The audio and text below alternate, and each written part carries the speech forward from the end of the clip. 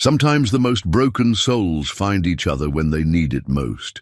In a dusty frontier town where hope was as scarce as rain, everyone had written off the limping donkey in Murphy's pen as worthless. The animal had been beaten down by life, scarred and weak, with sad eyes that seemed to hold all the world's sorrows. Most folks just walked past, shaking their heads at the pitiful creature. But when Samuel McKinnon, a weathered cowboy with his own share of heartache, looked into those eyes, he saw something different. He saw himself. What happened after Sam claimed that broken donkey as his own would change everything the townspeople thought they knew about second chances and the power of unwavering loyalty. But could one man's faith in a forgotten animal really transform an entire community when their darkest hour arrived? Before we jump back in, tell us where you're tuning in from, and if this story touches you, make sure you're subscribed, because tomorrow I've saved something extra special for you. The town of Redemption Creek sat like a weathered scar across the Wyoming territory, its sun-bleached buildings and dusty streets telling the story of countless dreams that had withered under the endless sky. In 1887, it was the kind of place where a man could disappear into obscurity or find himself, depending on what he was looking for. Most who came here were running from something, and most who stayed had given up running.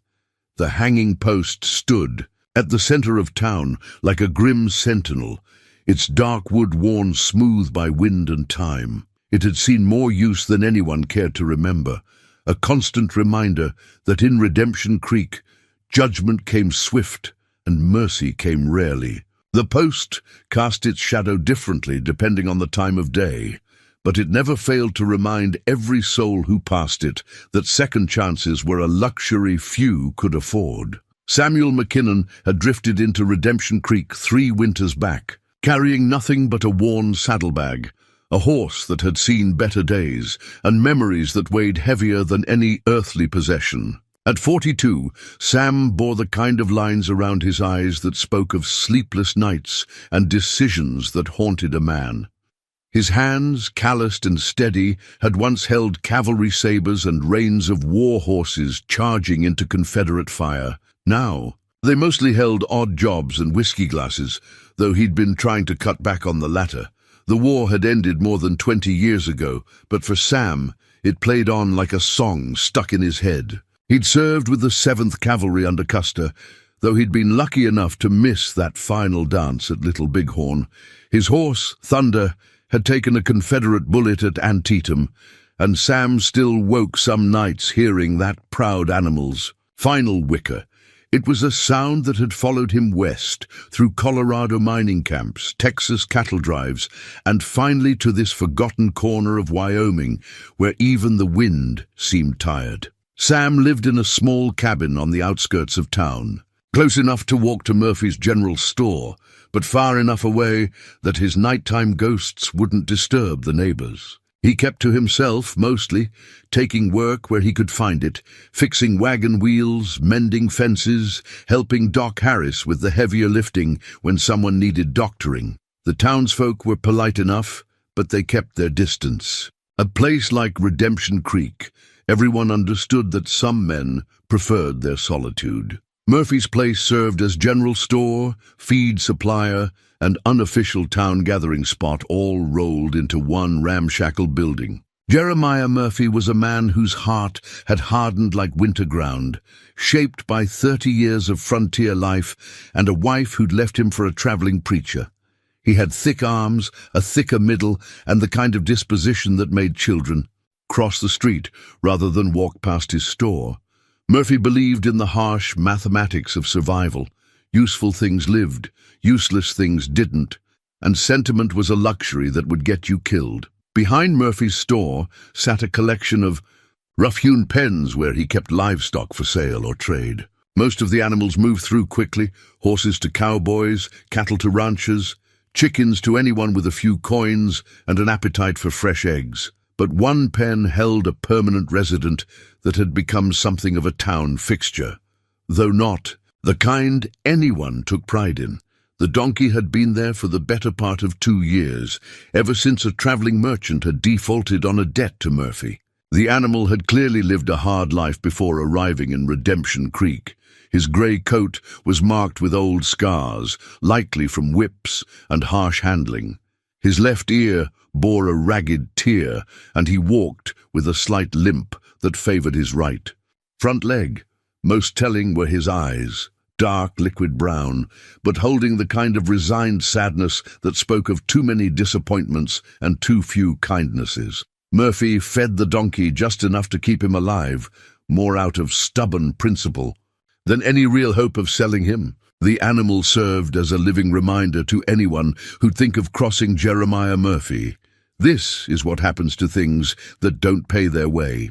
Children sometimes threw rocks at the donkey, not out of cruelty exactly, but because their parents had taught them to have no patience for useless things. The animal had learned to retreat to the far corner of his pen when people approached, anticipating nothing good from human contact. Doc Harrison Harris had been Redemption Creek's physician for 15 years, and in that time he'd seen enough of human nature to understand that healing came in many forms. A soft-spoken man in his 50s, with gentle hands and observant eyes, Doc Harris had noticed Sam McKinnon from his first day in town. He recognized the signs, the careful way Sam moved, as if his body remembered battles his mind tried to forget. The way Sam's eyes would sometimes focus on something that wasn't there. The particular kind of tired that sleep couldn't cure. Doc Harris had served as a field surgeon during the war, stationed far enough behind the lines to patch up the wounded, but close enough to hear the screaming. He understood that some wounds went deeper than flesh, and some healing took longer than anyone expected. He'd watched Sam these past 3 years, noting the gradual improvement, the slow way the man was learning to live with his ghosts rather than be haunted by them. Sarah Beth Collins had arrived in Redemption Creek a year ago to serve as the town's schoolteacher, a position that required more courage than most people realized. Teaching in a frontier town meant dealing with parents who saw education as a luxury they couldn't afford, and children who often knew more about survival than they did about reading. But Sarah Beth possessed the kind of quiet determination that had carried her family through the hardships of homesteading in Kansas before her parents died in a cholera outbreak. At 28, Sarah Beth had already lived enough life to understand that strength came in many forms. She stood barely 5 feet tall, with auburn hair that she kept pinned back practically, and green eyes that missed very little. She'd learned to command a classroom full of reluctant students, not through loudness, but through the kind of firm unkindness that earned respect. The children of Redemption Creek had quickly learned that Miss Collins would tolerate no cruelty in her presence, whether directed at each other or at the strays that wandered into the schoolyard. Mayor Eugene Caldwell ran Redemption Creek with the efficient ruthlessness of a man who'd learned that frontier towns lived or died by harsh decisions. In his mid-60s, with silver hair and a carefully maintained mustache, Caldwell understood that sympathy was a luxury his town couldn't afford. He'd seen too many frontier settlements dry up and blow away when they got soft, when they started, making decisions with their hearts instead of their heads. Caldwell's office sat above Murphy's store, a strategic location that allowed him to keep his finger on the pulse of the town's daily business. He was a fair man within his own understanding of fairness, but he had no patience for sentiment or what he called foolish gestures. In his view, everything and everyone in Redemption Creek had to earn their keep or move on. It was a philosophy that had kept the town alive through drought, harsh winters, and the occasional trouble with drifters. But it was also a philosophy that left little room for compassion. The town's other residents filled out the familiar cast of frontier life. There was Mrs. Patterson, who ran the boarding house with the iron discipline of a former army cook, Jake Wilson, the blacksmith, whose powerful arms could bend iron but who spoke in whispers around his wife, the Henley family, who owned the largest ranch in the area and provided much of the town's economic stability, Father Miguel, who held Sunday services in the schoolhouse and tried to bring a little grace to a hard land. Each of these people had learned to survive by making quick judgments about value and worth. In a place where resources were scarce and mistakes could be deadly, there was no time for second-guessing or romantic notions about redemption. Things were either useful or they weren't, and useful things survived while useless things were discarded. This was the world that Sam McKinnon had settled into, a world where his own usefulness was measured by his ability to mend things and stay out of trouble. He'd found a kind of peace in the routine of it, taking each day as it came and trying not to think too far ahead. His small cabin held few possessions: a cot, a table, a chair, and a worn leather Bible that had belonged to his father. He rarely opened the Bible anymore, not because he'd lost faith exactly, but because the words seemed to come from a softer world than the one he lived in now. Sam's daily routine had become as predictable as the sunrise. He'd wake before dawn, brew coffee that could float a horseshoe, and sit on his porch watching Redemption Creek come to life. Then he'd walk into town, see what work needed doing, and do it with the quiet competence that had made him a trusted if solitary figure in the community. Evenings found him back on his porch, whittling or reading by lamplight, listening to the coyotes sing in the distance. It was a life of small routines and smaller expectations, the kind of existence that suited a man who'd seen too much excitement in his younger days. Sam had convinced himself that he was content with this quiet fade into irrelevance, that asking for more from life was a young man's game. He'd built walls around his heart, not from cruelty but from experience, understanding that the less you expected from the world, the less it could disappoint you. But walls, no matter how carefully constructed, could develop cracks over time. And sometimes, in the most unexpected moments, something small and broken could find its way through those cracks and remind a man that healing was possible, even when it seemed too late for second chances. The donkey in Murphy's pen had been watching the people of Redemption Creek with the same careful attention that Sam had been watching them. Both the man and the animal had learned to recognize the signs of human nature, which faces held kindness and which held only indifference or cruelty. Both had learned to expect little from the world and to find safety in corners where they wouldn't be noticed. Neither Sam nor the donkey could have known that their lives were about to intersect in a way that would challenge everything redemption. Creek believed about worth, redemption, and the extraordinary things that could happen when someone finally decided to bet on the broken. The morning that would change everything started like any other, with Sam nursing his coffee and watching the sun paint Redemption Creek in shades of gold and amber. He'd planned to spend the day helping Jake Wilson at the smithy, honest work that paid honest wages and asked no questions about a man's past. But plans, Sam had learned, were just suggestions that life felt free to ignore. He was walking past Murphy's store when he heard the commotion, the kind of crowd noise that usually meant someone was in trouble or making a fool of themselves. A knot of townspeople had gathered around the livestock pens, their voices carrying that particular mix of amusement and cruelty that made Sam's jaw tighten. He tried to keep walking, telling himself it wasn't his business, but something made him stop. Through the gaps between the spectators, he caught sight of Murphy wielding a long stick, jabbing it through the pen rails at the donkey huddled in the far corner. The animal tried to avoid the prodding, turning this way and that, but the pen was too small and Murphy's reach too long. Each jab brought laughter from the watching crowd, as if the donkey's fear was the finest entertainment they'd seen all. "Weak! Come on, you useless piece of hide," Murphy was saying, his face red with exertion and frustration. "Show these fine folks what you're good for. Might as well get some laughs out of you, since you ain't worth nothing else." The donkey's eyes were wide with panic, darting from Murphy to the crowd and back again. There was something in those dark depths that hit Sam like a physical blow, a recognition that went deeper than logic. It was the same look he'd seen in his own mirror on the worst nights, the expression of a creature that had given up hope of kindness. "Stubborn as sin and twice as ugly," called out Tom Henley from the crowd. "Don't know why you keep feeding." "That thing, Murphy. Put it out of its misery and be done with it." "Maybe I should," Murphy replied, still jabbing with his stick. "Bullet would be cheaper than feed, and the town would be rid of one more useless mouth." The words hung in the air like smoke from a bad fire, and Sam felt something shift inside his chest.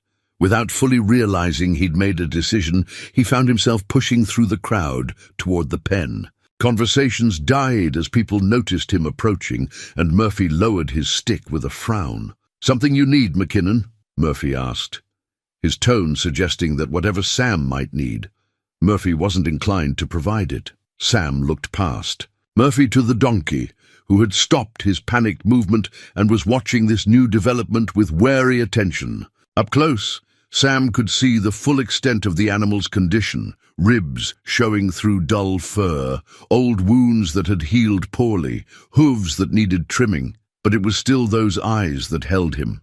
Eyes that seemed to contain depths of understanding that made Sam's throat tight. "I'll buy him," Sam said, the words coming out steady despite the racing of his heart. The crowd fell silent except for the sound of morning wind through the buildings. Murphy blinked once, twice, as if he hadn't heard correctly. "You'll what now?" "Buy the donkey. What do you want for him?" Murphy's face went through several expressions: surprise, suspicion, and finally a kind of calculating amusement. "You serious, McKinnon? This worthless bag of bones?" "Serious as a grave," Sam replied. "Name your price." The crowd began to murmur, voices carrying disbelief and the kind of excitement that came from witnessing someone do something spectacularly foolish. Sarah Beth Collins had appeared at the edge of the group, her green eyes wide with something that might have been concern or admiration. Doc Harris stood near the back, stroking his beard thoughtfully. Murphy looked from Sam to the donkey and back again, clearly trying to figure out if this was some kind of elaborate joke. When he realized Sam was genuine, a slow smile spread across his face. Not the kind of smile that reached his eyes, but the smile of a man who just realized he could turn a worthless thing into profit. "Well now," Murphy said, drawing out the words, "I suppose I could part with him for, let's say, $5. Silver, not paper." $5 was more than Sam made in a week of odd jobs, and they all knew it. It was an outrageous price for a broken-down donkey that wasn't worth 5 cents. But Sam reached into his vest pocket without hesitation, his fingers finding the worn silver dollar that he'd carried since the war. A lucky piece that had somehow survived battles and hardship, and years of drifting. He'd been saving that dollar for something special, though he'd never been able to say what. Now, as he looked at the donkey watching him, with something that might have been hope, he knew what it was for. He pulled out 4 more silver dollars from his meager savings, coins that represented weeks of careful scrimping and doing without. 5 silver dollars, Sam said, holding out his hand.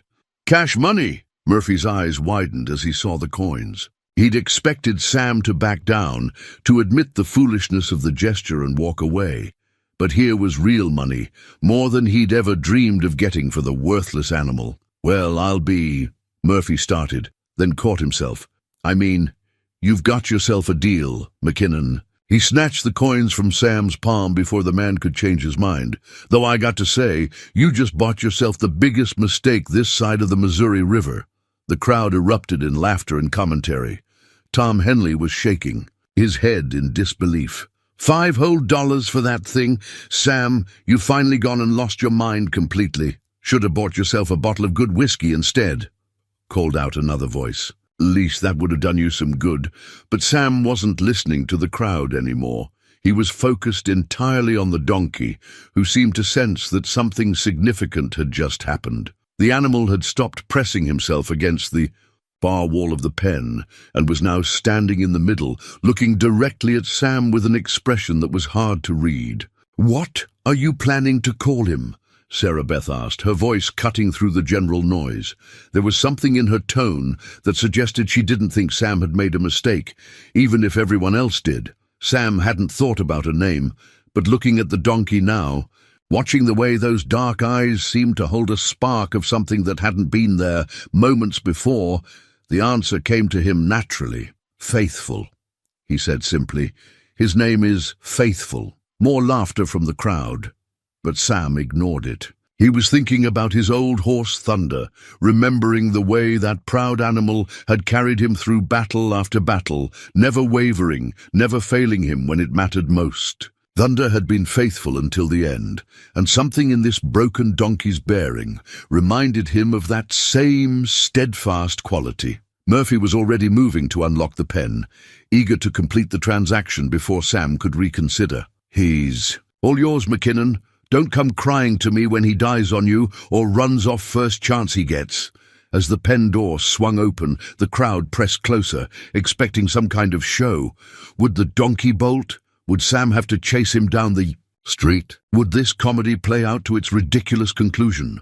But Faithful surprised them all. Instead of running or cowering, he took a slow, careful step towards Sam, then another. His head was low, his movements cautious, but he was approaching rather than fleeing. When he reached Sam, he stopped just close enough to touch, his large nostrils flaring as he took in the man's scent. Sam slowly raised his hand, giving the donkey time to pull away if he wanted. But Faithful stood still, allowing Sam's calloused palm to rest gently on his neck. The fur was coarse and dirty, but beneath it Sam could feel the steady warmth of life, the patient strength that had somehow survived despite everything. "Easy, boy," Sam murmured, his voice soft enough that only Faithful could hear. "Easy now. Things are going to be different from here on out." The crowd was beginning to disperse, the entertainment value of the transaction exhausted. But Doc Harris lingered, and Sam caught the older man's eye over Faithful's back. "You got somewhere to keep him?" Doc Harris asked quietly. Sam nodded. "I'll figure something out." He'd worry about feed and shelter later. Right now, all that mattered was getting Faithful away from the crowd, and the jabbing stick and the laughter. Sam led his new companion away from Murphy's store. He could hear the conversations continuing behind them, speculation about his sanity, predictions about how quickly he'd regret his decision, jokes about the fool and his folly. But he also heard Sarah Beth's voice, firm and clear above the others. "I think it was a fine thing to do," she was saying. "Sometimes what looks worthless to one person is exactly what another person needs." Sam smiled at that, the first genuine smile he'd felt in longer than he could remember. Maybe Sarah Beth was right. Maybe they'd all find out that sometimes the most important things came disguised as the most worthless ones. Maybe a broken-down donkey and a worn-out cowboy could find in each other something that neither the town nor the world thought they deserved. As they walked toward his cabin, Sam felt something he hadn't experienced in years, the weight of responsibility for another living thing, and with it, the stirring of something that might have been hope. The first 3 days tested both man and beast in ways neither had expected. Sam's cabin sat on a 1/4 acre of scrubland that had never been intended for livestock, and his savings account, already depleted by $5 silver, couldn't stretch to proper fencing or a barn. He'd fashioned a makeshift rope corral, using the few fence posts left by the cabin's previous owner, but it was more suggestion than security. Faithful seemed to understand the arrangement, though. He stayed within the rough boundaries Sam had set, never testing the flimsy barriers or showing any inclination to wander. It was as if the donkey recognized that this small patch of land represented something precious, a place where he belonged to someone who had chosen him deliberately. The grooming brush came into being on the second evening, born from Sam's frustration, with trying to clean Faithful's matted coat using an old rag, and his growing realization that healing would require the right tools. He'd found a piece of oak in his woodpile, seasoned and smooth, and spent 2 hours by lamplight carving it into shape. His knife work was steady and sure, skills learned during long winter nights in cavalry camps when a soldier either kept his hands busy or went crazy from boredom. The brush wasn't pretty by any measure, but it was functional. Sam had set in rows of wooden bristles, each one individually carved and fitted, creating something that would work gently through tangles without causing pain. When he first approached Faithful with it, the donkey's eyes had widened with something that looked like memory. Too many past encounters with harsh brushes wielded by impatient hands. "Easy now," Sam murmured, showing Faithful the brush, letting him sniff it and satisfy himself that it held no threat. "This is going to feel good, I promise." The first stroke was tentative, barely more than a whisper across Faithful's shoulder. The donkey tensed, every muscle ready for pain. But when none came, he gradually relaxed. By the end of that first grooming session, Faithful was leaning into the brush strokes, his eyes half closed, in something approaching bliss. Each morning, Sam established the same routine. He'd wake before dawn, brew his coffee, and step outside, to find Faithful waiting by the cabin door. The donkey had taken to sleeping close to the house, as if proximity to his owner provided some measure of security. They'd share the sunrise in comfortable silence, Sam sipping his coffee, while Faithful cropped at the sparse grass that grew around the cabin. After breakfast, oats for Faithful that Sam bought with money he couldn't really afford, came the grooming session. Sam would work methodically, starting with the brush he'd carved and finishing with a soft cloth to bring out what shine remained in Faithful's grey coat. The daily ritual was revealing the animal's true condition bit by bit. Beneath the neglect and poor care, Faithful was better built than he'd first appeared, with good bone structure and muscle that was beginning to fill out with regular feeding. But it was Faithful's intelligence that truly surprised Sam. The donkey learned the routine quickly and began anticipating Sam's needs. When Sam approached, with the water bucket, Faithful would move to where the trough sat.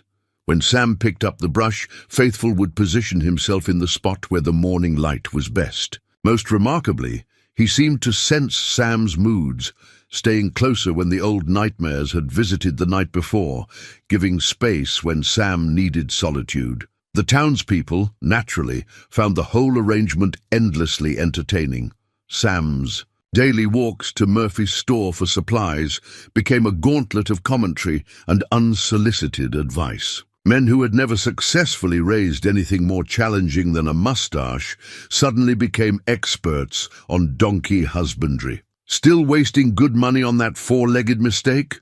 Tom Henley asked on the fourth day, lounging against Murphy's, counter with the casual cruelty that came naturally to him. "My boys are taking bets on how long before you come to your senses." Sam measured out oats into a burlap sack, keeping his voice level. "Not planning on coming to any different senses than the ones I've got. Stubbornness don't make a silk purse out of a sow's ear, McKinnon.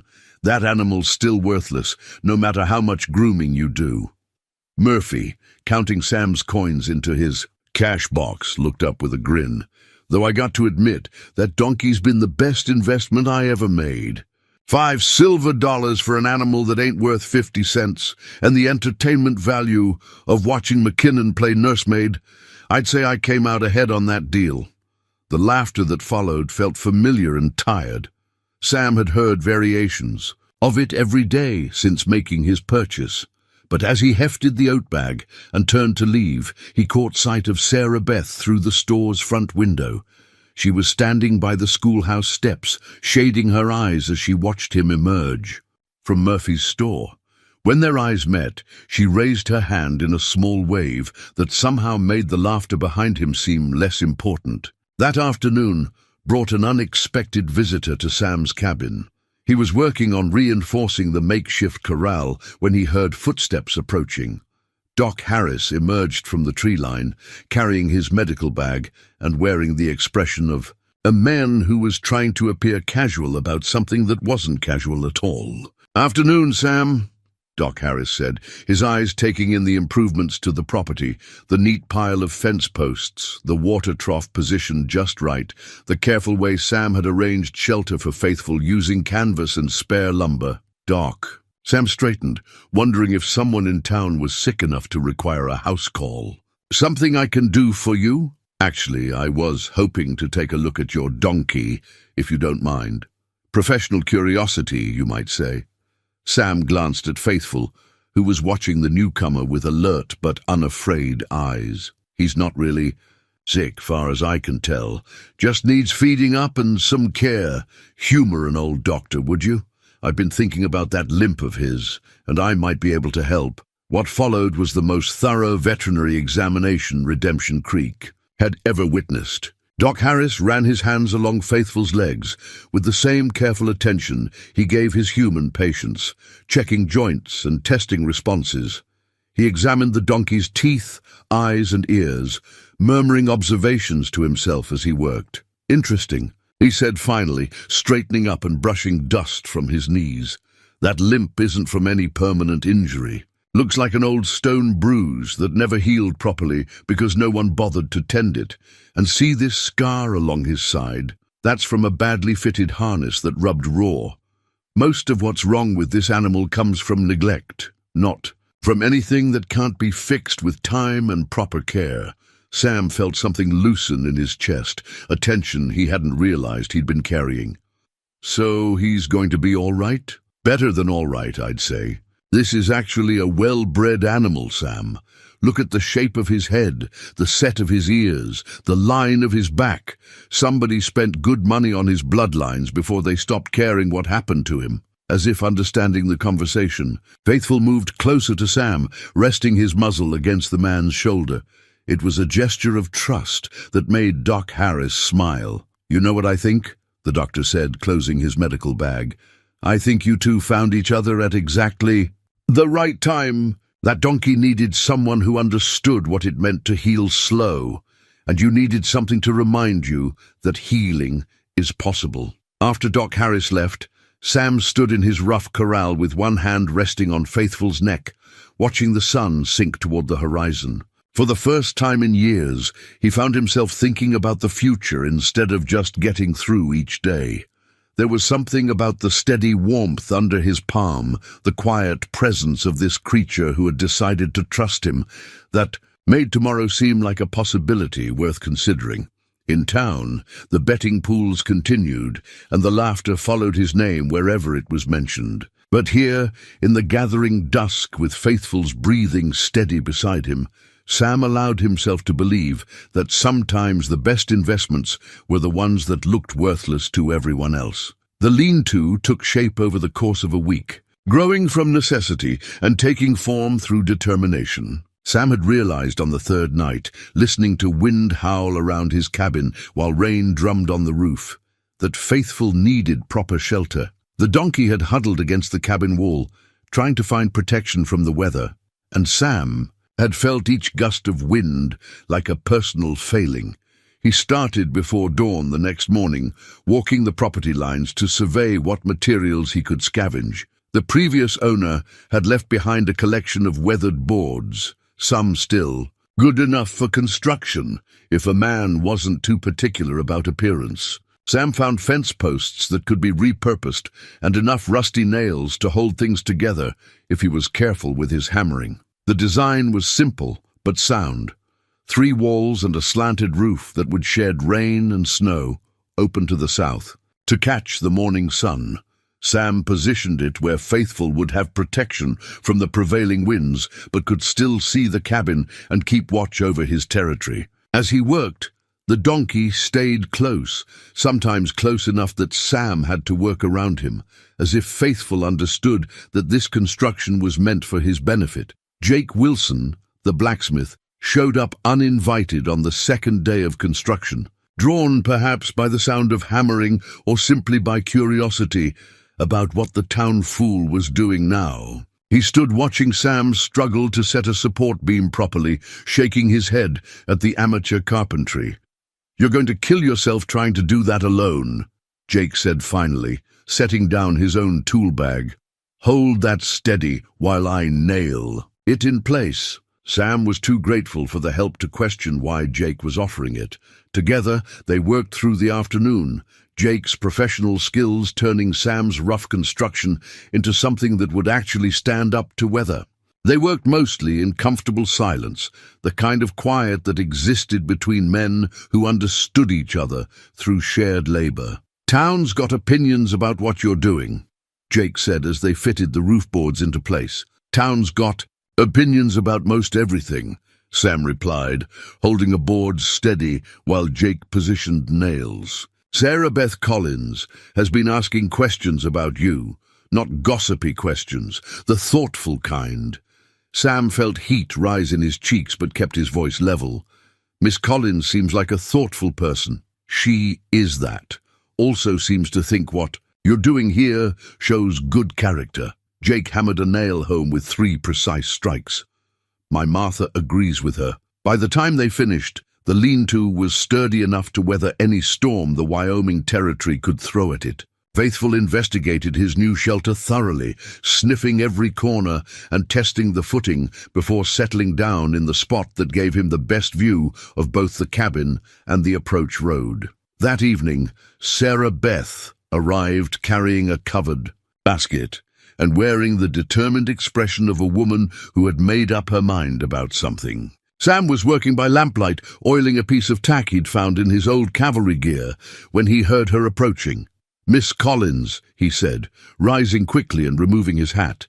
"This is an unexpected pleasure." "I brought some scraps for Faithful," she said, lifting the basket's cover to reveal apple cores, carrot ends, and bread crusts. "And I wanted to see the shelter Jake Wilson has been telling everyone about." Faithful's ears had perked up at the sight of Sarah Beth, and he approached the fence with more confidence than Sam had seen him show around strangers. When Sarah Beth extended an apple core, the donkey took it with gentle lips, his eyes never leaving her face. "He's beautiful," Sarah Beth said softly, running her fingers along Faithful's neck. "I mean truly beautiful. Look at the intelligence in his eyes." Sam found himself seeing Faithful through Sarah Beth's eyes, not as the broken-down animal Murphy had tormented, but as the dignified creature he was becoming. Regular food and care had filled out the donkey's frame, and daily grooming had revealed a coat that, while still grey, now held hints of silver that caught the lamplight. "Doc Harris says he's well-bred," Sam said. "Says someone paid good money for his bloodlines before—" He stopped, not wanting to speak of past neglect in front of the animal who had endured it. "Before he ended up with people who didn't recognize his worth," Sarah Beth finished quietly. She turned to look at Sam directly. "That happens to the best of us sometimes, doesn't it? Ending up with people who can't see what we're really worth?"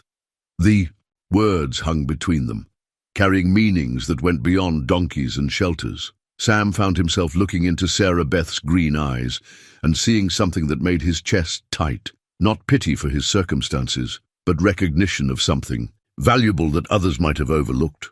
"Would you like some coffee?" he asked. "It's not much, but the cabin's warm."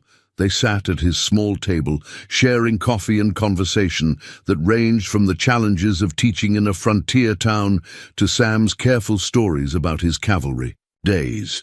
Sarah Beth had a way of listening that made words come easier, and Sam found himself talking about things he usually kept locked away. Not the worst memories, those stayed buried, but the better ones, the horses he'd known, the men he'd served with, the pride he'd once taken in doing difficult work well. "What made you buy Faithful?" she asked as the evening wound down. Sam considered the question seriously. "I looked at him and saw myself, I suppose. Something that folks had decided wasn't worth saving." He paused, watching the lamplight flicker across her face. "But maybe that's not the whole truth. Maybe I saw what I wanted to become, something that could be saved if the right person was willing to try." When Sarah Beth left that night, she squeezed his hand briefly, a touch that lasted just long enough to suggest it meant something. After her footsteps faded into the darkness, Sam sat on his porch with Faithful standing nearby, both of them looking out at the star-filled sky. The donkey had taken to spending his evenings close to the cabin, especially after dark when the coyotes sang in the distance. Sam appreciated the company, finding that Faithful's presence made the nighttime hours less lonely. Sometimes they would stand together like this for an hour or more, the man lost in thoughts that were becoming less dark and more hopeful, the donkey alert to sounds and movements that Sam's human ears couldn't detect. Over the following days, word of Sarah Beth's visit spread through town with the speed of all significant news in small places. the betting pools that had been formed around Sam's folly began to shift, not because anyone thought more highly of Faithful, but because Sarah Beth's approval carried weight. If the school teacher saw something worth respecting in Sam's choice, maybe it wasn't quite the joke everyone had assumed. Murphy, predictably, was less than pleased with this development. He'd been enjoying his role as the shrewd businessman who had outwitted a fool.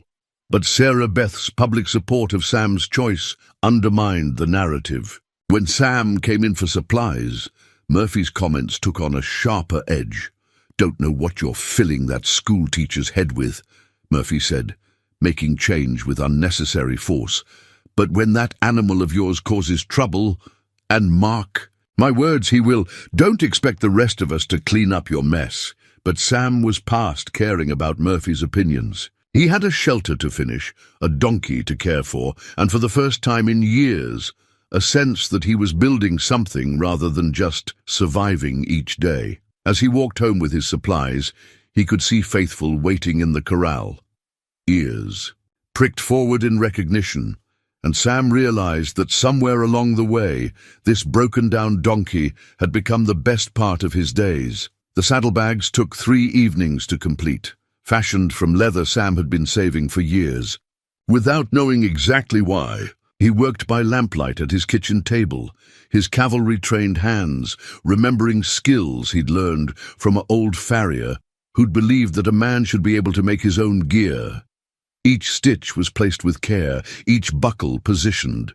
For maximum utility and comfort, Sam had decided that if he was going to keep Faithful, the donkey needed to earn his keep somehow. It wasn't about proving the town wrong, though that would be satisfying, but about giving Faithful purpose. Sam understood from his own experience that having a job, even a simple one, could make the difference between existing and living. First attempts at training were clumsy affairs. Sam hadn't worked with donkeys before, and Faithful had clearly been handled roughly in the past. When Sam first approached with a simple rope halter, the donkey's eyes went wide with memory, and he backed against the fence with every muscle tense for punishment. "Easy, boy," Sam murmured, stopping several feet away and holding the halter where Faithful could see it clearly. "This isn't going to hurt. We're just going to learn to work together." It took an hour of patient waiting before Faithful would let Sam approach with the halter, and another hour before he'd accept having it placed over his head. But once the donkey realized that this new equipment brought no pain, his attitude shifted. Sam could see intelligence working behind those dark eyes, processing this new experience and finding it acceptable. The real breakthrough came when Sam introduced the concept of load-bearing. He started with an empty feed sack, draped gently, across Faithful's back and secured with soft ropes.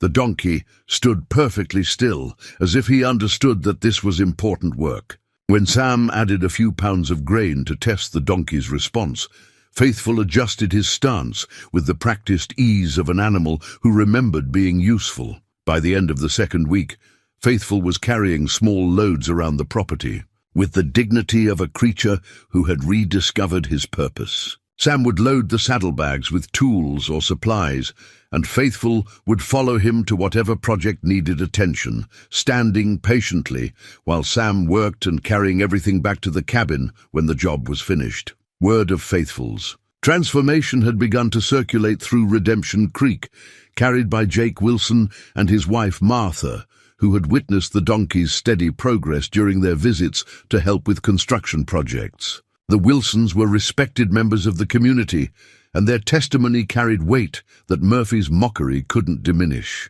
"That animal's got more sense than most people I know," Martha Wilson told anyone who'd listen. "Stands quieter than a Sunday morning while Sam loads him up and never puts a foot wrong on the trail. Reminds me of the good mules my daddy used to keep." The comparison to mules was significant in a place where pack animals meant the difference between prosperity and hardship. Mules were prized for their intelligence, sure-footedness, and ability to carry loads over difficult terrain. If Faithful could prove himself in that regard, even his harshest critics would have to acknowledge his value.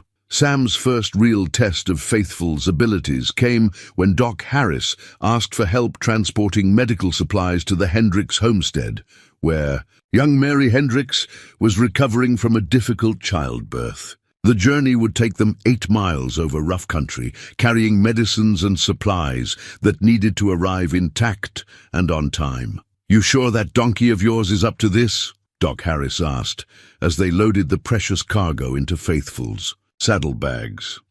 "This isn't the time for any animal to prove unreliable." "He's reliable," Sam said with quiet confidence, checking the balance of the load one final time. "Faithful's got more sense than most horses I've known."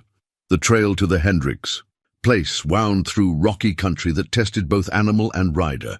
Faithful proved his worth within the first mile, picking his way carefully over loose stone and uneven ground, with the careful precision of an animal who understood the importance of his cargo. When they reached a creek crossing where the recent rains had washed out the usual ford, Faithful found a safer path upstream without being directed, as if he could read the danger in the rushing water. Doc Harris watched the donkey's performance with growing respect. "I'll be damned," he muttered as Faithful navigated a particularly tricky section of trail. "That animal's got better judgment than half the horses in this county." At the Hendricks homestead, Faithful stood perfectly still while they unloaded the medical supplies, his ears pricked forward as he watched the proceedings with intelligent interest.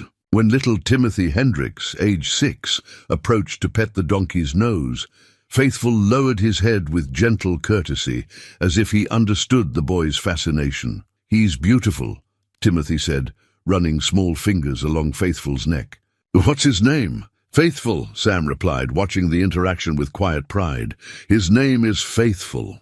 The return journey proved even more challenging when storm clouds gathered and rain began to fall, turning the trail treacherous. But Faithful seemed to anticipate each hazard, adjusting his pace and footing to accommodate the changing conditions. When they finally reached town as darkness was falling, both Sam and Doc Harris were thoroughly impressed with the donkey's performance. "That animal just earned his keep 10 times over," Doc Harris said as they unsaddled Faithful behind Sam's cabin. "I've never seen surer footing or better trail sense." "Where did you say Murphy got him?" "Didn't say, and Murphy never mentioned," Sam replied, running his hands over Faithful to check for any injuries from the journey. The donkey was tired but unharmed, already looking toward his shelter and the promise of grain and rest. Word of Faithful's successful journey spread through Redemption Creek faster than news usually traveled, carried by Doc Harris's professional reputation and the practical understanding that reliable pack animals were valuable assets. By the next morning, 3 different people had approached Sam about hiring Faithful for similar jobs. Tom Henley was the first, arriving at Sam's cabin with the grudging expression of a man who had to admit he'd been wrong about something. "Heard. Your donkey did good work yesterday," Henley said without preamble. "I got some supplies that need moving to my north pasture, rough country, and I lost my best pack mule last month. What would you charge for a day's work?" The question marked a turning point that both Sam and Faithful seemed to sense. The donkey lifted his head from his morning grain, ears pricked forward, as if he understood that his reputation was being discussed. Sam quoted a fair price, and Henley agreed without haggling, a sure sign that Faithful's value was becoming recognized. Mayor Caldwell arrived later that morning, his expression more thoughtful than Sam had seen it. "Seems you made a better investment than folks gave you credit for, McKinnon. That donkey's turning into quite an asset for the community." As Sam watched the mayor walk away, he rested his hand on Faithful's neck and felt the steady warmth of muscle and bone and living purpose beneath his palm. The donkey everyone had written off as worthless was becoming exactly what Sam had somehow known he could be. Not just surviving, but thriving. Not just taking up space, but making himself indispensable through honest work and reliable service. In the distance, storm clouds were gathering on the horizon, but Sam found himself looking forward to whatever weather might come. He and Faithful had proven they could handle rough trails and difficult conditions. Whatever challenges lay ahead, they would meet them together. The horseshoe was unlike any that Jake Wilson had ever forged, modified to accommodate the specific needs of Faithful's injured hoof. Sam had brought the donkey to the smithy after noticing a slight favor in his gait, and Jake's examination had revealed an old injury that had never healed properly due to poor shoeing. Whoever put iron on this animal before didn't care much about his comfort, Jake said, running expert fingers along the misshapen hoof. But we can fix this. Going to need a special shoe, though, something that'll support the weak spot without putting pressure where it'll cause pain. The process took most of the afternoon. Jake heated and shaped the iron with the precision of a master craftsman, checking the fit repeatedly against Faithful's hoof and adjusting until the shoe would provide maximum support and comfort. Faithful stood patient through the entire process, as if he understood that this discomfort was temporary and would lead to relief. When the modified shoe was finally in place, the change in Faithful's movement was immediately apparent. The slight limp that had worried Sam disappeared, replaced by the sure-footed gait of an animal moving without pain. Jake refused payment for the work, claiming it was professional curiosity that had motivated him. Besides, Jake said, patting Faithful's neck, this donkey's becoming quite the local celebrity. Figure it's good for business to be known as the smithy that keeps the town's hardest workers sound.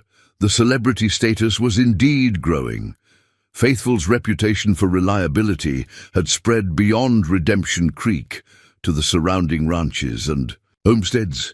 Hardly a day passed without someone needing supplies transported to difficult locations or equipment moved across challenging terrain. Sam found himself busier than he'd been in years, and his savings, depleted by Faithful's purchase, were growing steadily. More importantly, the work gave both man and animal a sense of purpose that had been missing from their lives. Sam rediscovered the satisfaction of being truly useful, of being called upon when difficult jobs needed doing. Faithful seemed to thrive on the responsibility, approaching each new task with the eagerness of a creature who had remembered what it meant to be valued. Sarah Beth had become a regular visitor to Sam's cabin, often arriving in the evenings with reading materials she thought he might enjoy, or simple meals she claimed were too large for one person. Their friendship had deepened into something that felt both comfortable and charged with possibility, though neither had spoken directly about what was growing between them. On this particular evening, she found Sam working on a leather repair, mending a bridle by lamplight while Faithful dozed in his shelter nearby. The domestic scene, man working quietly while his animal rested peacefully, struck her as something that belonged in a settled life, rather than the temporary existence most frontier people lived. "You look content," she said, settling into a chair Sam had built for her visits. "I suppose I am," Sam replied, surprised by the truth of it. "Haven't been able to say that in longer than I care to remember. What changed?" Sam glanced toward Faithful, visible in the lamplight spilling from the cabin window. "Found something worth taking care of, I guess. Something that needed me as much as I needed it." Their conversation was interrupted by the sound of horses approaching. Unusual at this hour, and concerning given the isolated location of Sam's property. Sam set down his leather work and moved to the window, his hand automatically checking the position of his rifle. 3 riders were approaching through the darkness, their shapes barely visible in the starlight. Something about their posture suggested they weren't bringing social visits or requests for Faithful services. Sam felt old instincts stirring, the wariness that had kept him alive through years of military service. "Sarah Beth," he said quietly, "I think you should step away from the window." The riders stopped just outside the circle of light from Sam's cabin, close enough to be heard, but far enough away to avoid being clearly seen. The middle rider, apparently their spokesman, had a voice that carried the harsh accent of the borderlands. "McKinnon," the man called out, "heard you've got yourself a useful animal. We might have work for both of you." "I'm not hiring out after dark," Sam replied, his own voice carrying clearly in the still air. "Come back in daylight if you've got legitimate business." Laughter drifted from the darkness, not the kind that suggested humor, but the kind that suggested men who found other people's caution amusing. "Might be we're not asking," the spokesman said. "Might be we're telling." Sam had heard that tone before, in camps and towns across the frontier. It was the voice of men who took what they wanted and justified it later. His hand moved closer to his rifle, and from his shelter, Faithful lifted his head with the alertness of an animal sensing danger. "Then you might find yourselves disappointed," Sam said. "I suggest you ride on before this conversation gets unpleasant." The riders sat in silence for a long moment, and Sam could feel them weighing their options. Finally, the spokesman spoke again. "We'll be seeing you again, McKinnon.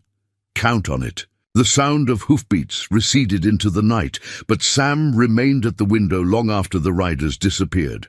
Sarah Beth had pressed herself against the wall beside the door, her face pale in the lamplight. "Who were they?" she asked. "Trouble," Sam replied grimly. "The kind of men who've been showing up more frequently around these parts. Over the past months, reports had been filtering into Redemption Creek of cattle rustling and homestead raids in the surrounding territory. Sheriff Patterson from the county seat had warned Mayor Caldwell that organized gangs were operating in the area, men who lived by taking what others had built. Sam had hoped Redemption Creek's isolation might keep such problems at bay, but tonight suggested otherwise. "What did they want with Faithful?" Sarah Beth asked. "Pack animal that can navigate rough country in the dark would be valuable to men in their line of work," Sam said. "Faithful's reputation has spread further than we realized." The implications were troubling.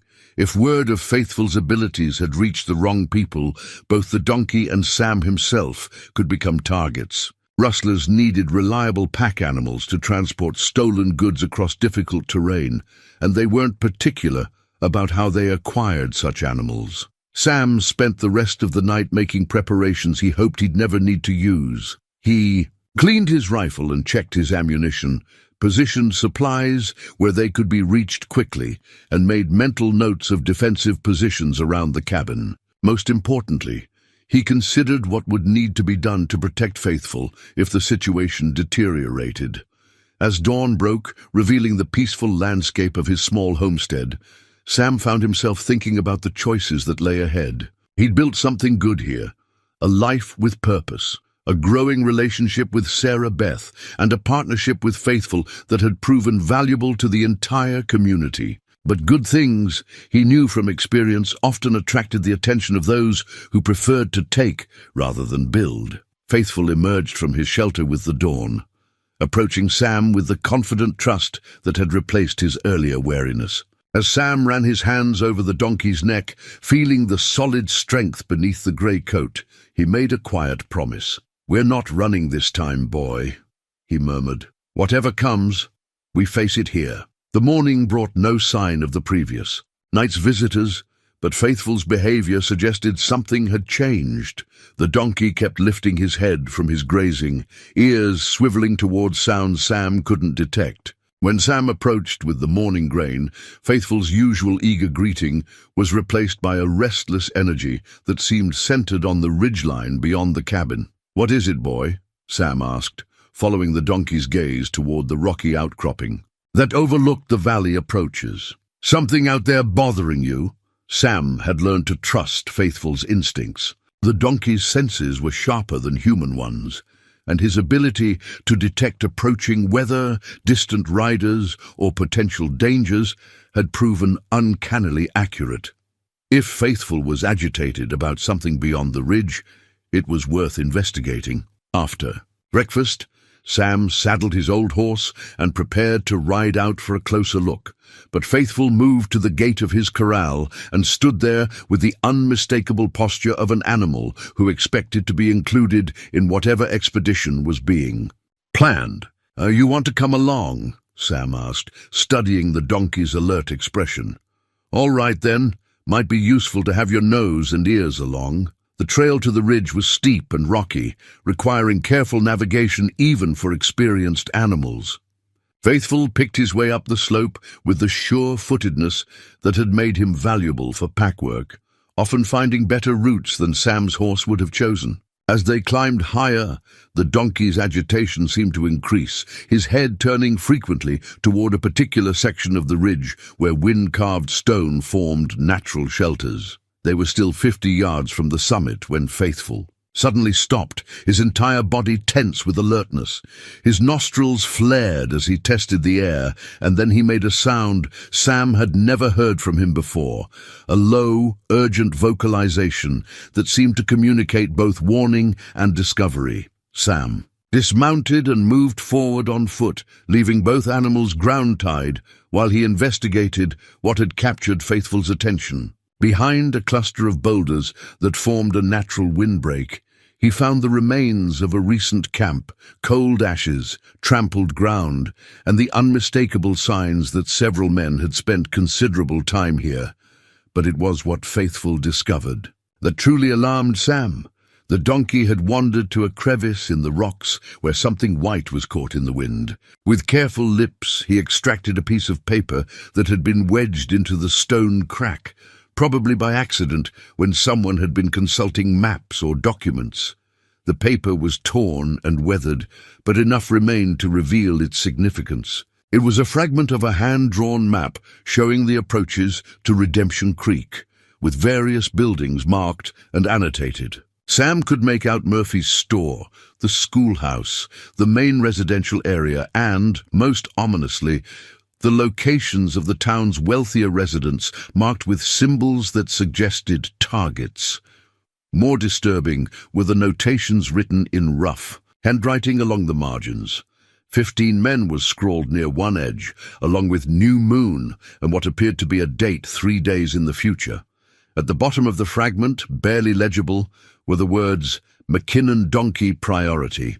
Sam felt his blood turn cold as the implications became clear. The men who had visited his cabin weren't casual rustlers looking for opportunities. They were part of a larger organized group planning a major raid on Redemption Creek, and Faithful had somehow become a specific target in their plans. Donkey stood beside him, still alert but calmer now that the hidden evidence had been found. It was as if Faithful had understood on some instinctual level that danger was lurking in this place and that finding proof of it was important. Sam had heard stories of animals who could sense human intentions, but he'd never experienced it firsthand until now. "Good boy," Sam said quietly, folding the map fragment carefully and tucking it into his vest pocket. "Very good boy. You just might have saved the whole town." The ride back to the cabin was swift, both animals seeming to understand the urgency of the situation. Sam's mind raced as he considered the options. He could warn the townspeople, but without more concrete evidence than a torn map fragment, many would dismiss his concerns as the paranoid fantasies of an ex-soldier who'd been alone too long.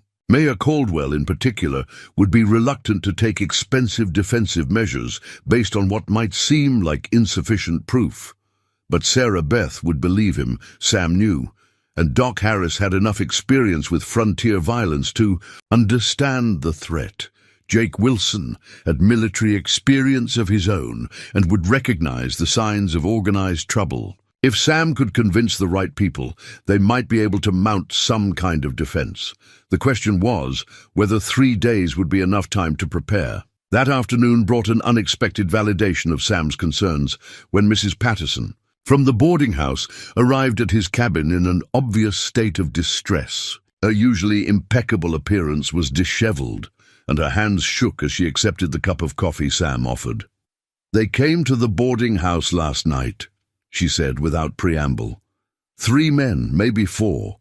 Wanted rooms but wouldn't give. Proper names or say what business brought them to town. "Did you rent to them?" Sam asked. "Had to. They had money and I couldn't think of a good reason to refuse. But something about them made my skin crawl. The way they looked around like they were measuring things, and the questions they asked about who lived where and who might have money or valuables." Mrs. Patterson's testimony, combined with the map fragment Faithful had found, painted a picture that Sam could no longer ignore. The town was being scouted for a major raid, and time was running short to prepare for it. There's more, Mrs. Patterson continued. This morning I overheard them talking about horses and pack animals. One of them mentioned a donkey specifically, said it would be useful for their work. They knew about Faithful by name, Sam. The confirmation that Faithful was a specific target rather than a random opportunity made Sam's decision for him. That evening, he made the rounds to the people he trusted most, sharing what he'd learned and the evidence he'd gathered. The responses varied, but the core group he'd expected to take him seriously did exactly that. Doc Harris examined the map fragment with the careful attention he'd give to medical evidence. "This looks genuine," he said finally, "and 15 men represents a force large enough to overwhelm our town's minimal defenses if we're caught unprepared." Sarah Beth's reaction was immediate and practical. "What do we need to do?" Jake Wilson studied the tactical situation with professional interest. "If they're planning to hit us in 3 days, they'll probably come at night when people are asleep and scattered. We need to consolidate our defensive positions and make sure everyone knows what to do when trouble starts." Mayor Caldwell, when presented with the evidence, proved less skeptical than Sam had feared. "I've been hearing reports from other towns about organized raids. If it's happening here, we can't afford to be caught off guard." But it was Faithful's role in discovering the threat that truly amazed the small group gathered in Sam's cabin. The donkey stood in his corral, visible through the window, peacefully eating his evening grain, as if he hadn't just potentially saved an entire community. "That animal's got more sense than most people," Doc Harris observed. "Question is, what are we going to do to keep him safe? If they're specifically targeting him, they'll come here first." Sam looked out at Faithful, feeling the weight of responsibility that had become both burden and blessing. The donkey who had needed saving was now the one whose instincts might save them all. But that same value that made him precious to the community also made him a target for those who would take rather than build. "We keep him close," Sam said finally, "and we make sure that anyone who wants to take him has to go through the whole town to do it." As the planning session continued, Faithful lifted his head and looked toward the cabin, his dark eyes reflecting lamplight. In that gaze, Sam saw the same intelligence that had found the crucial evidence, the same loyalty that had bound them together, and the same quiet courage that would be tested in the days ahead. The broken-down donkey nobody had wanted was about to become the most important animal in Redemption Creek's history. Sam's old military field kit emerged from the bottom of his trunk like relics from another life, each piece carrying memories of campaigns and battles he'd tried to forget. The cavalry saber, its blade still sharp despite years of neglect. The field glasses that had helped him spot Confederate positions across Virginia valleys. The leather ammunition pouch, worn smooth by countless marches. Most importantly, the small notebook where he'd once recorded tactical observations and enemy movements. Now, 20 years later, he was making similar notes about the defense of Redemption Creek. The field kit represented more than just equipment. It was Sam returning to a version of himself he'd thought was buried forever. The man who had planned defensive positions and coordinated with other soldiers to protect what mattered. As he cleaned each piece and checked its condition, he felt old skills awakening, military instincts that had kept him alive through years of warfare. Faithful watched the preparations with the same alertness he'd shown since discovering the map fragment. The donkey seemed to sense that something significant was approaching, staying closer to the cabin than usual and keeping his head up whenever Sam was working outside. More than once, Sam caught Faithful looking toward the ridge where they'd found evidence of the planned raid, as if the animal was keeping watch for returning threats. The town's response to Sam's warnings had been mixed, but ultimately positive. Mayor Caldwell had called an emergency meeting at the schoolhouse, where Sam presented his evidence to a crowd that ranged from skeptical to fearful. The torn map fragment, Mrs. Patterson's testimony about suspicious guests, and reports from neighboring areas about organized raids combined to create a convincing case that Redemption Creek was in danger. "So what exactly are you proposing we do?" Tom Henley had asked, his tone suggesting he still wasn't entirely convinced, but was willing to listen. "Coordinate our defenses," Sam replied, consulting the notebook where he'd been sketching the town's layout and marking potential strong points.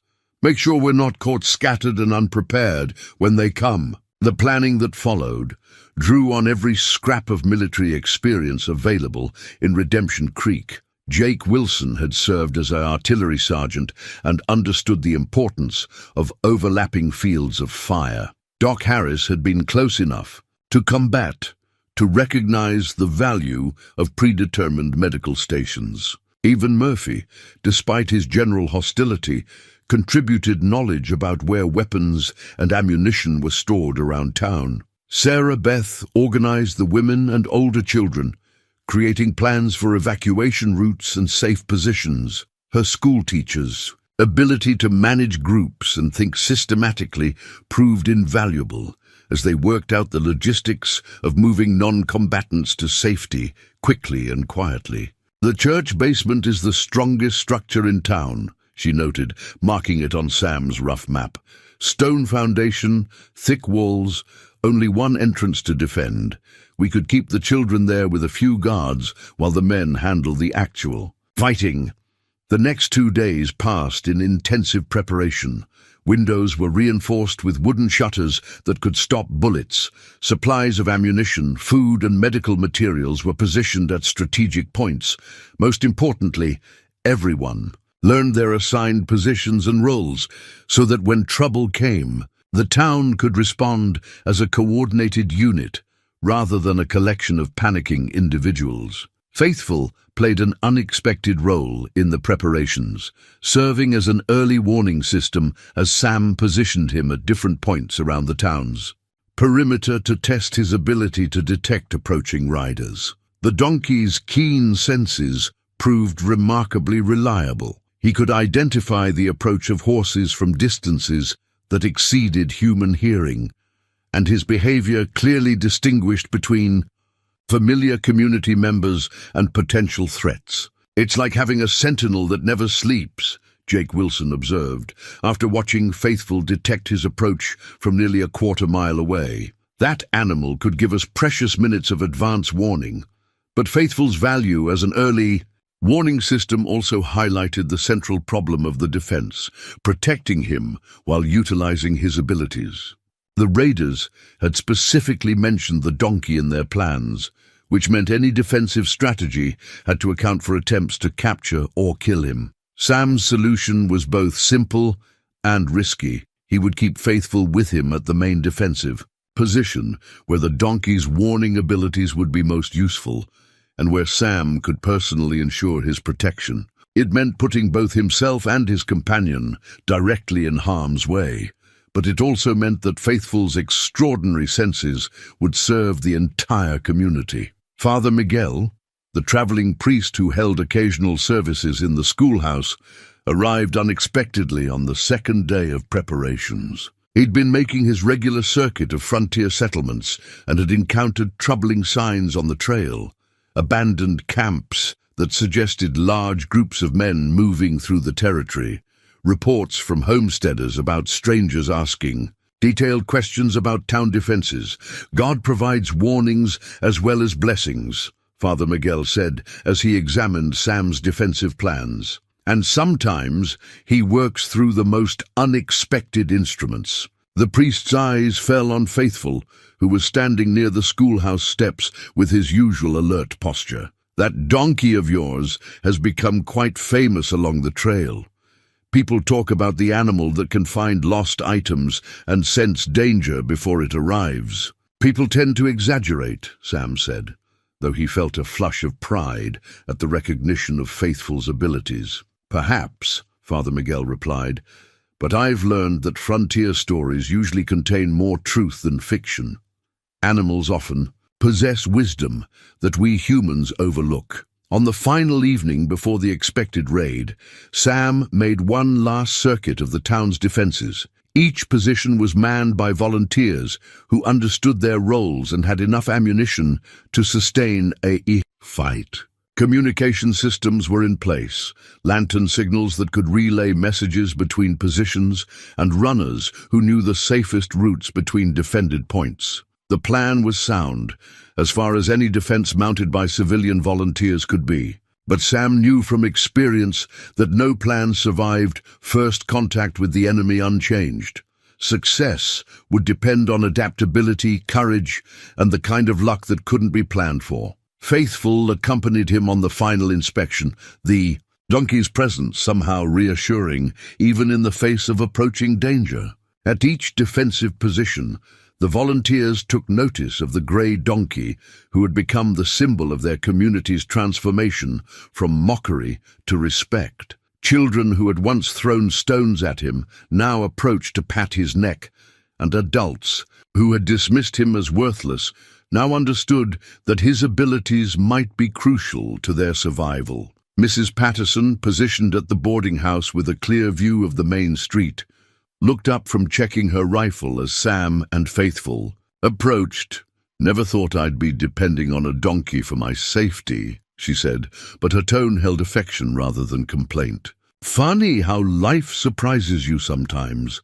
At the schoolhouse, Sarah Beth was making final preparations for the non-combatants who would shelter there. She looked up as Sam approached, and something in her expression made him stop. "If things go badly tomorrow night," she began. "They won't," Sam interrupted gently. "But if they do," she persisted, "I want you to know that what you've done here, what you've become, it matters. You took something the town had written off as worthless and proved them all wrong. You showed us that value isn't always obvious, that sometimes the most important things come disguised as the least significant ones." Sam felt his throat tighten. Faithful's the one who found the evidence. Faithful's the one whose instincts are keeping us prepared. "And who saw the value in Faithful when no one else would?" Sarah Beth asked. "Who had the patience to heal something broken and the wisdom to recognize intelligence that others missed?" Before Sam could respond, she stepped close and kissed him, briefly, but with enough feeling to make clear that it meant something beyond the moment. "Come back safe tomorrow," she said quietly. "Both of you," as Sam and Faithful walked back toward their cabin for what might be their last peaceful night. Sam reflected on how much had changed since that morning, when he'd first looked into the donkey's sad eyes and seen himself. The broken-down animal had become the foundation of a community defense. The worthless creature had proved his value, beyond anyone's expectations. But more than that, Faithful had given Sam something to fight for, beyond simple survival. The donkey represented possibility, the idea that broken things could be mended, that discarded things could prove precious, that hope could survive even when everything seemed hopeless. Tomorrow night would test whether a frontier town, an ex-cavalry soldier, and a donkey nobody had wanted could stand against organized violence and prevail. The odds were uncertain, the outcome far from guaranteed. But as Sam settled Faithful in his shelter and made his own final preparations, he felt something he hadn't experienced in years. The quiet confidence that comes from fighting for something worth saving, alongside companions worth trusting, with stakes that truly matter. Whatever tomorrow brought, they would face it together. The makeshift alarm bell had been Jake Wilson's idea, fashioned from an old plow disc that had been cracked beyond repair. For farming, but still rang clear when struck with a hammer. Sam had positioned it where Faithful could reach it easily, training the donkey to strike the metal disc with his hoof when he sensed approaching danger. It had seemed like an elaborate precaution during the practice sessions, but as midnight approached on the third night, the bell became their lifeline. Faithful had been restless since sunset, his usual evening calm replaced by an alertness that kept his ears constantly moving and his head frequently raised to test the wind. Sam had learned to read these signs. The donkey's behavior was more accurate than any clock for predicting trouble. The attack came at the darkest hour, when most people would be in their deepest sleep and least prepared for violence. Sam had positioned himself and Faithful at the edge of town, where they could observe the main approaches while remaining close enough to the defensive positions to coordinate the response. The bell hung from a wooden frame, within easy reach of Faithful's hoof, and both man and animal waited in the kind of alert stillness that cavalry patrols had taught Sam years before. Faithful sensed them first, his body going rigid as his nostrils flared to catch scents carried on the night wind. The donkey's head turned toward the ridge where they'd found the map fragment, then swiveled to cover other approaches as more threats became apparent. Without hesitation, Faithful struck the bell with his hoof, the clear, ringing tone carrying across the sleeping town like a call to arms. The response was immediate and coordinated. Lanterns flashed from defensive positions as the volunteers took their assigned places. Window shutters slammed shut as families moved to interior rooms or evacuation routes. The sound of running feet mixed with the metallic clicks of rifles being readied and the low voices of men calling positions to each other. Sam had his field glasses focused on the approaches when the first riders appeared. Dark shapes moving carefully but deliberately toward the town's outskirts. Faithful struck the bell again, 2 measured strikes that Sam had designated as the signal for multiple threats from different directions. "Good boy," Sam whispered, his own rifle loaded and ready. "Let everyone know what's coming." The raiders had planned their approach well, using the moonless night and their knowledge of the terrain to position themselves for maximum surprise. But Faithful's early warning had stolen that advantage, giving the defenders precious minutes to prepare for what was about to unfold. Sam could see the raiders' confusion as lantern signals flashed between the town's defensive positions, and the sound of preparation replaced the silence they'd expected to find. Through his field glasses, he watched the lead raiders pause and apparently reconsider their tactics as they realized their surprise was gone. But they had come too far and risked too much to abandon their plans now. The attack began with a rush of riders toward the main street, their horses' hooves thundering against the hard-packed earth as they tried to reclaim the initiative through speed and aggression. Faithful struck the bell repeatedly now, the rapid ringing serving as both alarm and coordination signal for the defenders. The donkey had positioned himself where he could see multiple approaches while remaining close enough to Sam to follow his commands, and his behavior clearly indicated that threats were approaching from at least 3 different directions.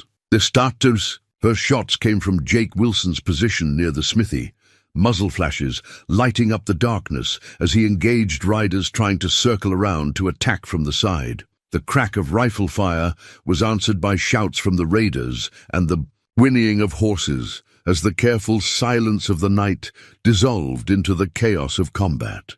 Sam had chosen his position carefully, with clear sightlines to coordinate the defense, but also with cover from the large oak tree that had shaded generations of Redemption Creek residents. Faithful stood beside him, the bell within easy reach, as Sam used hand signals and lantern flashes to direct the volunteer defenders. The raiders' first assault was fierce, but poorly coordinated, hampered by their loss of surprise and the unexpected resistance they encountered. Men who had expected to terrorize sleeping civilians instead found themselves facing organized fire from prepared positions, and their horses shied and scattered as bullets whined through the darkness around them. But the defenders were vastly outnumbered, and Sam could see from his vantage point that the raiders were regrouping for a more systematic attack. The initial assault had been a test of the town's defenses, and now the real battle would begin.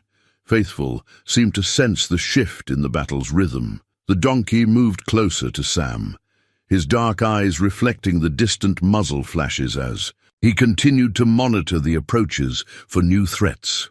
When a group of raiders tried to work around behind the defensive positions, Faithful's urgent striking of the bell alerted the defenders in time to reposition and meet the flanking attempt.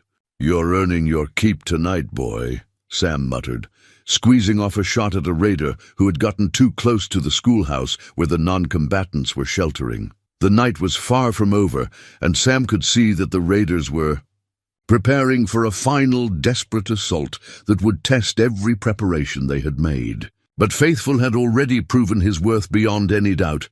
The donkey's early warning and continued vigilance had given Redemption Creek a fighting chance. The bloodied saddle blanket had been hastily tied around Faithful's barrel where a raider's bullet had grazed him, but the donkey showed no signs of letting the wound slow him down. If anything, the injury seemed to have intensified his determination to protect his home and the people who had finally recognized his worth. The second wave of the attack had been more coordinated and dangerous than the first.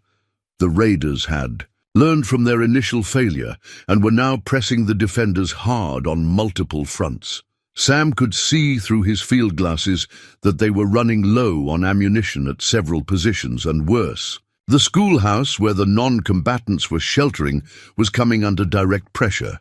It was then that Faithful made a decision that would be talked about for generations in Redemption Creek. The donkey had been watching the battle with the same intelligent attention he brought to every situation, his head turning to track the movement of threats and the responses of defenders. But when a group of raiders broke through the defensive line near the church and began advancing toward the schoolhouse, Faithful took action that went beyond anything Sam had trained him to do. Without waiting for commands, Faithful struck the alarm bell in a rapid pattern that Sam had never taught him, a desperate ringing that seemed to communicate both urgent danger and the need for immediate help.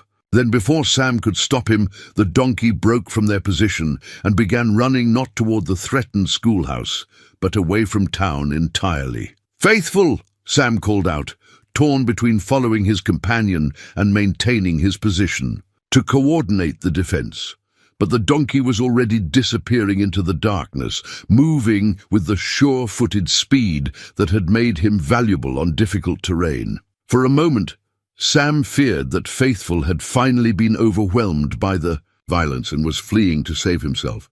But then he realized the direction the donkey was taking, toward the Henley Ranch, 5 miles away, where Tom Henley kept a dozen cowboys and enough firearms to turn the tide of any battle. The thought that Faithful might be running for help, rather than running away, filled Sam with a mixture of hope and terror. If the donkey could reach the Henley Ranch and somehow communicate the danger, though Sam couldn't imagine how, reinforcements might arrive in time to save the town. But the journey would take Faithful through dangerous country in the dark, and the raiders might have posted guards along the main trails. The battle continued without Faithful's early warning system, and the defenders' situation grew increasingly desperate. Murphy, fighting from his store with the fierce determination of a man protecting his livelihood, took a bullet in the shoulder that left his right arm useless. Jake Wilson's position was nearly overrun before Doc Harris and 2 other volunteers managed to reinforce it with covering fire, but it was the threat to the schoolhouse that truly tested everyone's resolve. The raiders had identified it as the location where the town's most vulnerable residents were sheltering, and they pressed their attack with the cruelty of men who knew that threatening children and elderly people would demoralize any defense. Sarah Beth had positioned herself at the schoolhouse's single entrance with a rifle and the kind of fierce protectiveness that made her more dangerous than the raiders had anticipated. When they tried to rush the door, they found themselves facing not a frightened schoolteacher, but a woman who would die before letting harm come to those under her protection.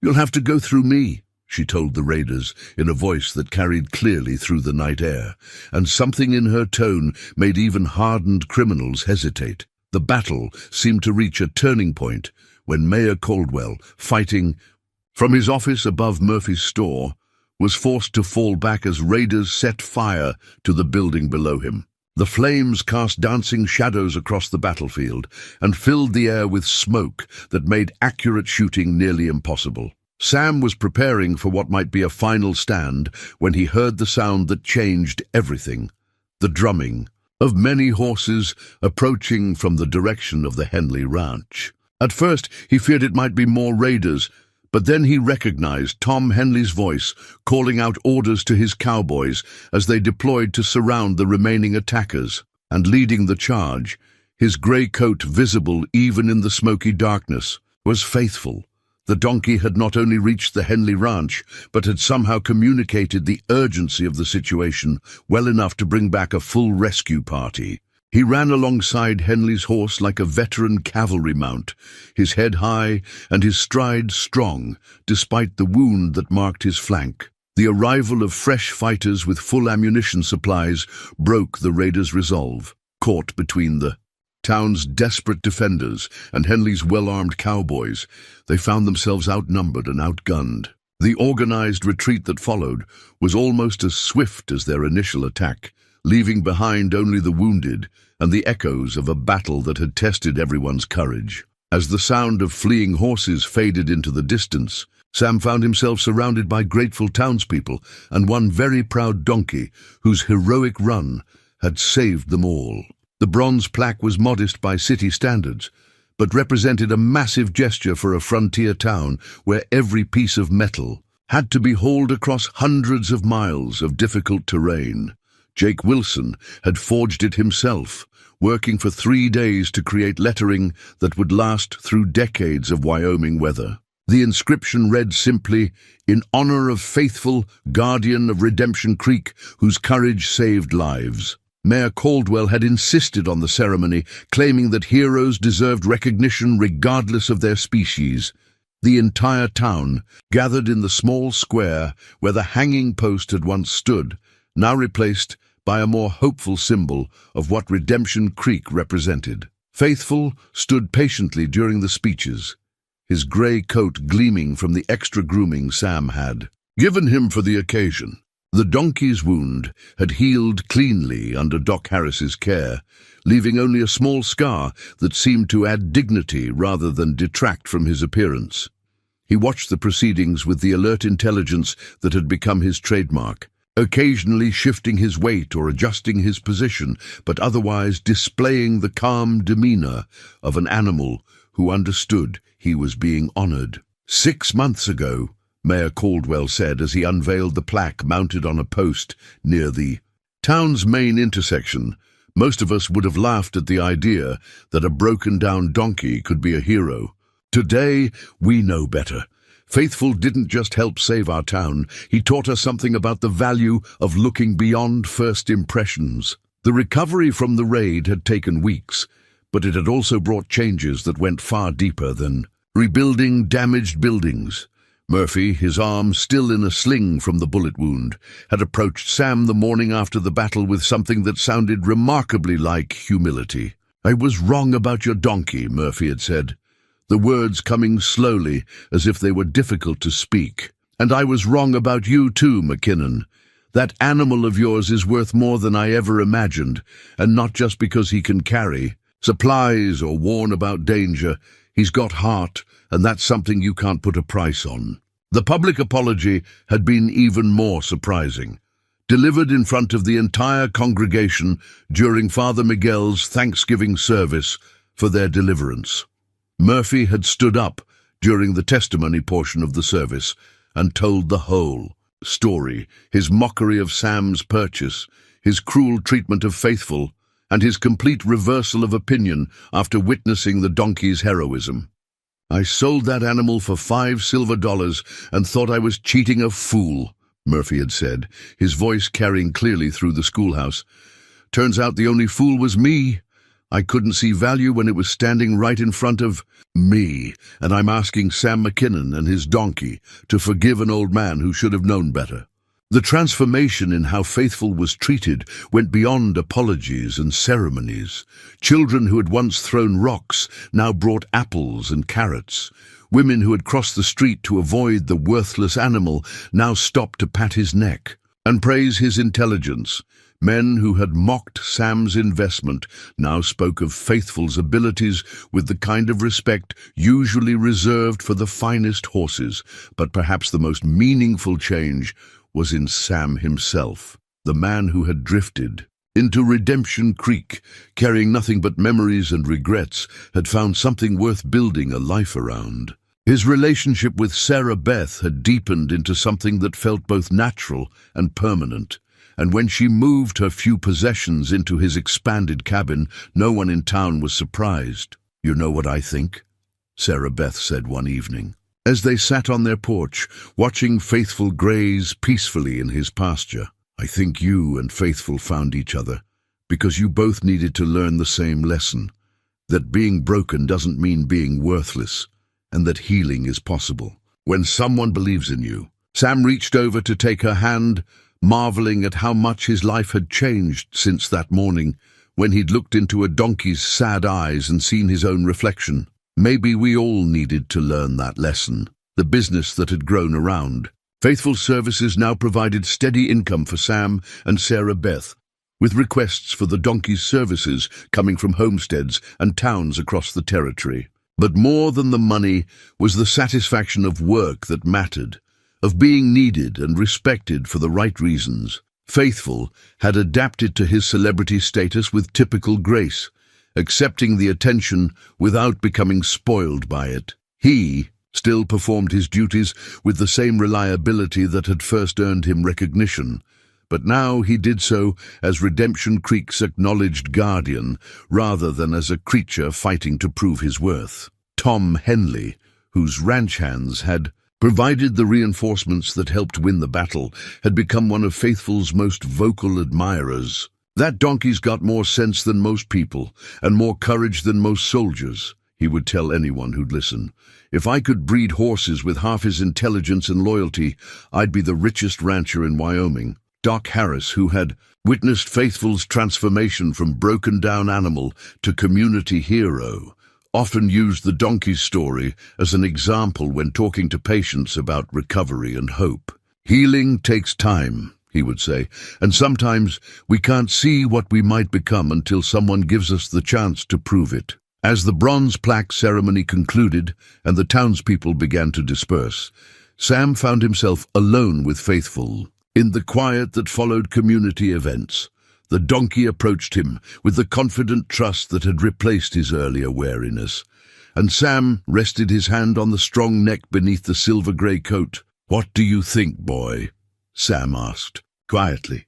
"Did we prove them all wrong, or did we just prove what was always true?" Faithful's answer was the gentle pressure of his muzzle against Sam's shoulder, a gesture that spoke of contentment and belonging, and the kind of trust that could only be earned through patience and proven through crisis. Looking around at the town that had become truly home, Sam understood that the greatest transformations often came disguised as the smallest kindnesses.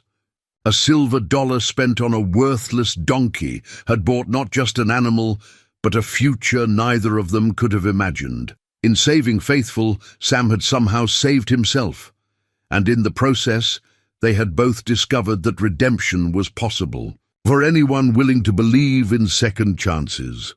The setting sun painted Redemption Creek in shades of gold and amber, and for the first time in longer than he could remember, Sam looked forward to watching it rise again tomorrow.